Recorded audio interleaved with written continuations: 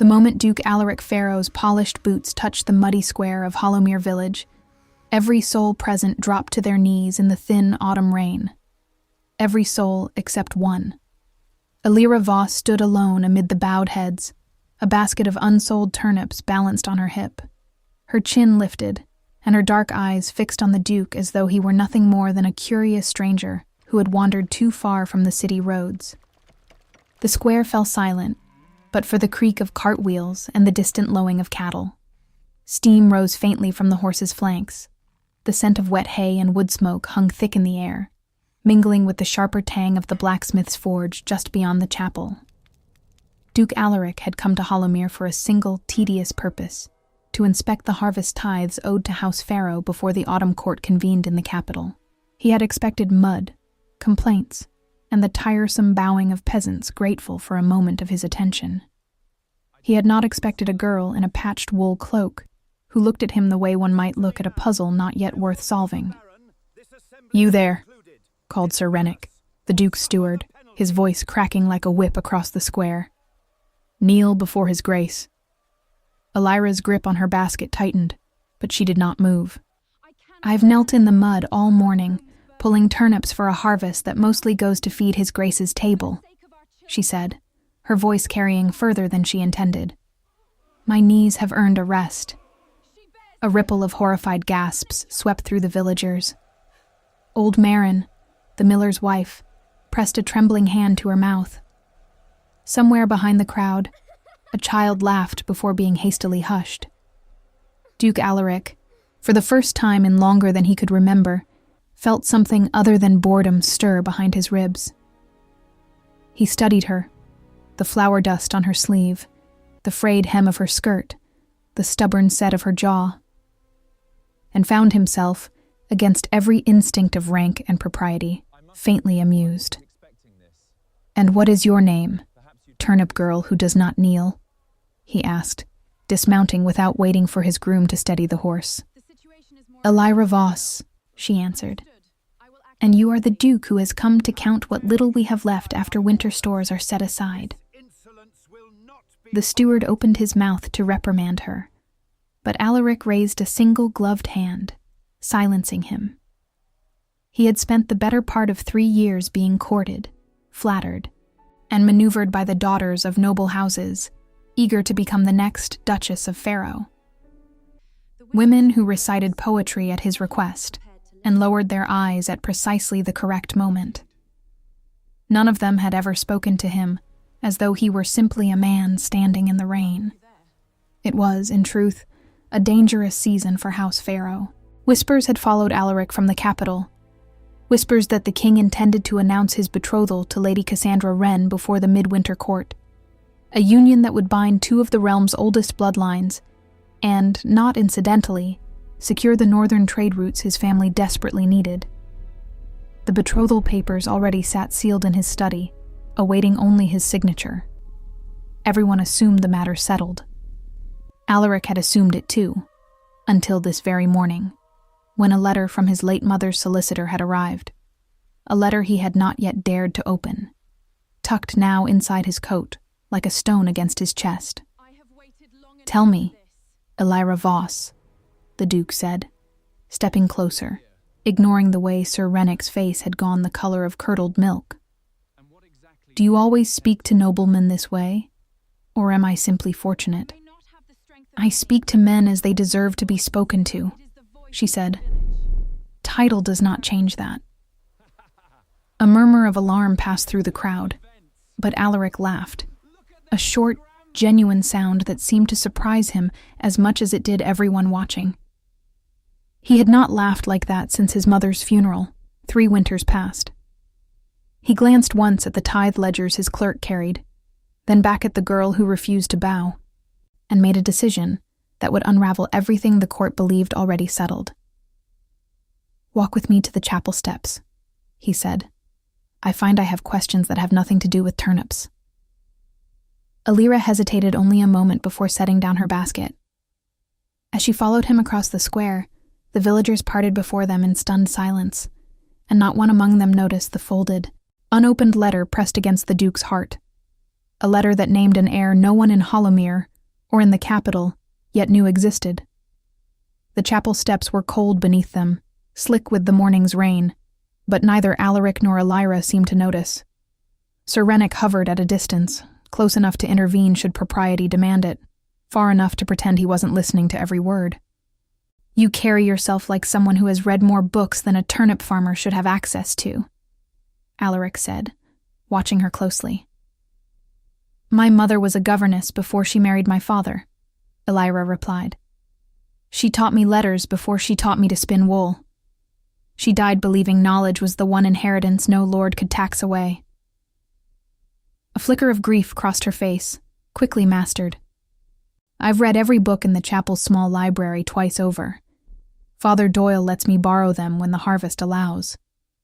Alaric found himself unexpectedly moved by this, not by pity, which he suspected she would have rejected outright, but by recognition. His own mother had been much the same. A woman of sharp intellect married into a house that valued her bloodline far more than her mind. She had died when he was 17, and in the years since, the halls of Faro Manor had grown steadily colder, filled with advisors who wanted his signature and courtiers who wanted his favor, but no one who wanted simply to speak with him. "I am to be betrothed," he said abruptly, surprising himself with the confession. "To Lady Cassandra Wren. The papers await only my signature. It secures trade routes my family needs to survive the winter tariffs from the eastern provinces." Elira's expression did not soften into the sympathy he half expected.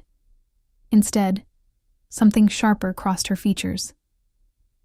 "Then why are you sitting on chapel steps in the rain, asking a turnip girl about books, instead of riding home to sign them?" The question landed like a blade between his ribs. Alaric opened his mouth to answer, then closed it again, unable to find a response that didn't sound like an excuse. Before he could speak, the chapel bell tolled the hour, and Father Doyle emerged, his weathered face creasing with surprise at the sight of the Duke seated so casually beside one of his parishioners. "Your Grace," the priest said, bowing deeply. "Forgive the intrusion, but a rider has arrived from Faro Manor. He says the matter is urgent, something concerning your mother's solicitor." Alaric's hand went instinctively to the letter still tucked inside his coat, unopened since dawn. He had told himself he would read it later, in privacy, away from the prying eyes of court. But urgency from a solicitor rarely meant good news. Delayed was good news at all. "Send him in," Alaric said, and Father Doyle hurried off. The rider, mud-splattered and breathless, arrived moments later and dismounted with the kind of haste reserved only for news that could not wait. He bowed briefly before extending a sealed dispatch. "Your Grace, the solicitor insisted this reach you before you departed Hollowmere. He said you would understand its urgency once read." Alaric broke the seal with unsteady fingers, aware of Elira watching him with quiet curiosity rather than the deference he'd grown so tired of. The letter was brief, but its content struck him like a physical blow. His mother, in the final months of her life, had quietly arranged a trust for a child, a half-sister Alaric had never known existed, born to a woman his father had loved before duty, forced him into marriage with House Pharaoh's chosen bride. The girl, now 16, lived somewhere within the very province Alaric currently occupied, her identity protected all these years by his mother's careful hand. "Your Grace?" Elira asked, noting the color drain from his face. "What is it?" Alaric looked up at her, the rain beginning to fall harder now, plastering his dark hair to his forehead.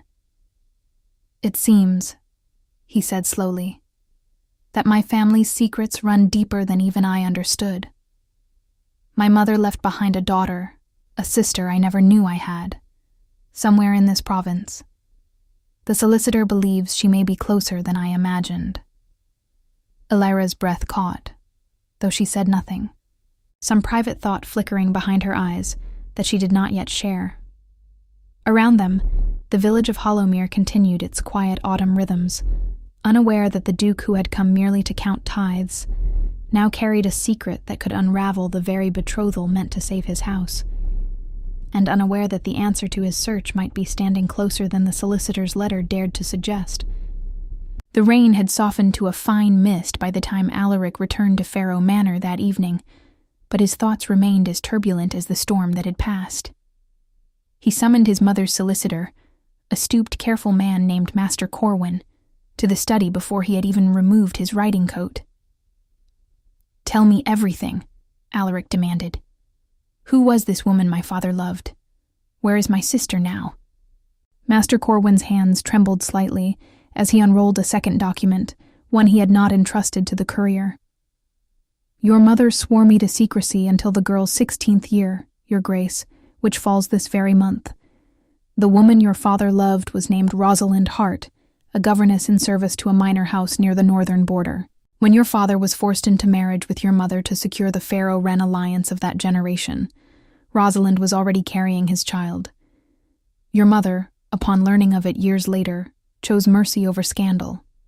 She arranged a modest trust, delivered quarterly through intermediaries, and asked only that the girl be raised with an education befitting her true blood, though never told the truth of her father's name." Alaric's mind raced back through the villages he had passed that day, the ledgers of tithes and tenants, searching for any name that might align.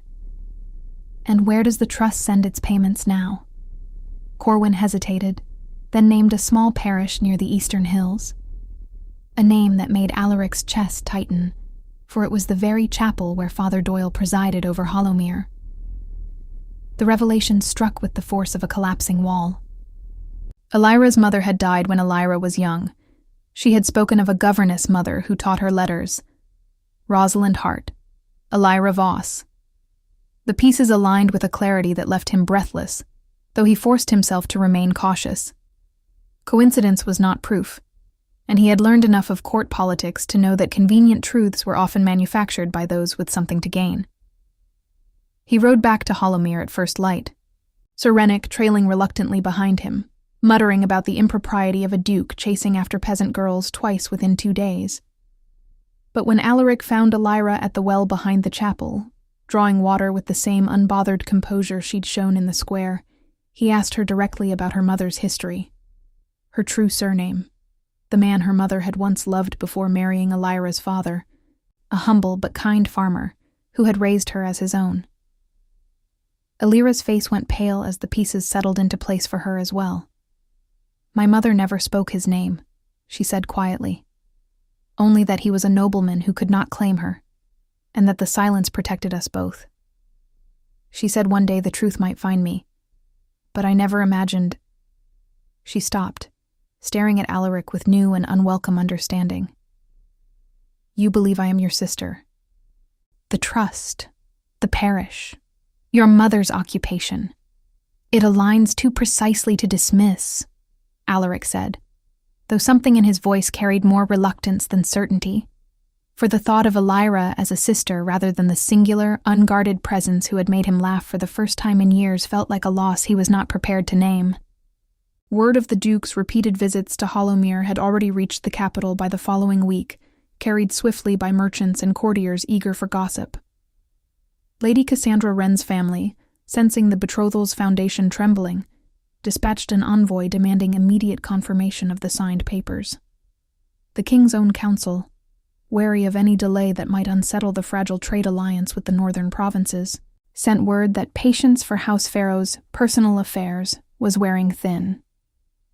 Alaric now stood caught between an unsigned betrothal that could save his family's fortunes, a possible sister he had only just discovered, and a girl who had refused to kneel before him, and, in doing so, had upended everything he believed certain about his life. It was Father Doyle, consulted quietly and sworn to confidence, who delivered the revelation that shattered every assumption. The parish records, kept meticulously since before Elira's birth, showed clearly that the trust from Faro Manor had indeed been paid to Rosalind Hart, but for a different child entirely, a boy who had died in infancy, whose passing Rosalind never reported to the solicitor for fear of losing the trust that fed her surviving daughter. Elira was not the nobleman's daughter. She was Rosalind's child by her true husband, raised in poverty her mother refused to abandon, her connection to House Pharaoh nothing more than a dead half-brother neither of them had ever known. The relief and confusion that swept through Alaric left him strangely unmoored. He was not, after all, on the verge of an accidental betrayal of blood. But the truth of his real half-sister remained undiscovered, hidden somewhere still in the eastern hills, and the betrothal papers to Lady Cassandra Wren sat waiting, their deadline drawing close with the King's Counsel's patience nearly spent. The revelation left Alaric standing in the chapel's shadowed nave, with Elira beside him, both of them silent as the weight of what was, and was not, true, settled between them. She was not his sister. The realization moved through him like sunlight breaking through storm clouds, though he was careful not to let his relief show too plainly, aware of how strange it would seem to be glad of a truth that also meant his actual half-sister remained lost somewhere in the hills, unclaimed and unknown. "We should still find her," Elira said quietly, reading the conflict on his face with the same directness she'd shown from their first meeting. "Your mother spent her final years protecting a child who deserves to know where she comes from. That doesn't change just because I'm not her." Her willingness to help, despite everything, despite the fact that House Pharaoh's business was none of her concern, struck Alaric harder than any courtly kindness he'd received in years. Together, they returned to Master Corwin, and through careful cross-referencing of the trust's payment ledgers against parish records across 3 neighboring villages, they found her. A girl named Wren Ashby, 16 years old, raised by a childless blacksmith and his wife in the village of Thistledown, unaware that the quarterly coin that had kept her fed and clothed came from a duke's mother, rather than the modest inheritance she'd been told was her late father's. The reunion, when it came, was quiet and unadorned. No grand court ceremony, only Alaric riding to Thistledown himself, sitting with a startled, sharp-eyed girl who bore his mother's eyes, and telling her gently the truth her whole life had circled without ever touching. Wren did not weep or faint, as court gossip might have imagined. She asked pointed questions about her inheritance and her rights, and Alaric found himself admiring her the way he'd first admired Elira, for refusing to be smaller than the truth required. But the matter of Lady Cassandra Wren's betrothal could not wait indefinitely, and within days, Alaric found himself summoned before his own council, the sealed papers finally laid before him alongside urgent letters from the capital demanding resolution. As advisors argued the necessity of the alliance and the northern trade routes it secured, Alaric found his gaze drifting again and again to the memory of a girl standing alone in a rain-soaked square, refusing to kneel, a memory that had, in the span of a fortnight, rearranged every certainty he'd carried about duty, blood, and what he actually wanted from the life left to him. He signed no papers that day. Instead, he rode once more to Hollowmere, past the turnip fields and the chapel steps, and found Elira exactly where he somehow knew she would be. At the well, drawing water, unbothered by dukes or destinies. "I did not sign the betrothal," he said without preamble. "Why not?" she asked, though something in her voice suggested she already suspected the answer. "Because I spent 3 years believing duty meant accepting the life laid out for me without question," Alaric said. "And then a woman with turnips, and no patience for kneeling, reminded me that a life worth living requires choosing it, not merely enduring it. My family's trade routes will need another solution. I intend to find one that doesn't require marrying a stranger to secure it." Elira set down her bucket, studying him with the same unflinching directness that had first caught his attention in the rain.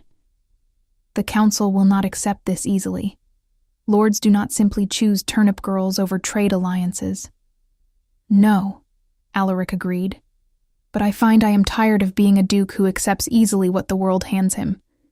I would rather be a man who chooses, even if the choosing costs more than the accepting ever would." She did not answer with words. Not immediately. Instead, for the first time since he had known her, Elira Voss knelt, slowly and deliberately, not before the Duke of Pharaoh, but before the man who had ridden back to a muddy village not for tithes or trade routes, but for her. When she rose again, it was not submission in her eyes. but a quiet, mutual choosing that neither title nor court decree could have commanded. The betrothal to Lady Cassandra Wren was quietly dissolved within the month.